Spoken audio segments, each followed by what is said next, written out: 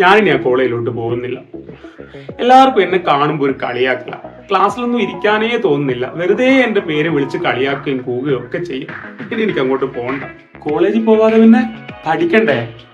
എടാ, നിന്നെ ആരെങ്കിലും കളിയാക്കുന്നത് കേൾക്കുമ്പോ കേട്ടില്ല എന്നങ്ങോട്ട് വെക്കുക.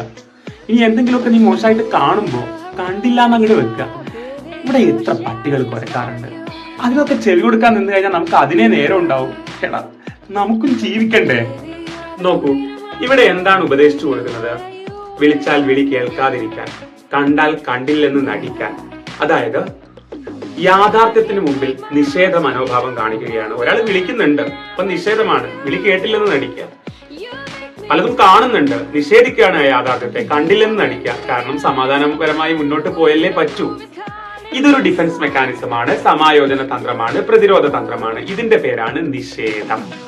ഓക്കെ, അതായത് ബുദ്ധിമുട്ടുള്ള യാഥാർത്ഥ്യങ്ങൾ കാണുമ്പോൾ കണ്ടില്ലെന്ന് നടിക്കുക, കേൾക്കുമ്പോൾ കേട്ടില്ലെന്ന് നടിക്കുക, നിഷേധിക്കലാണ്.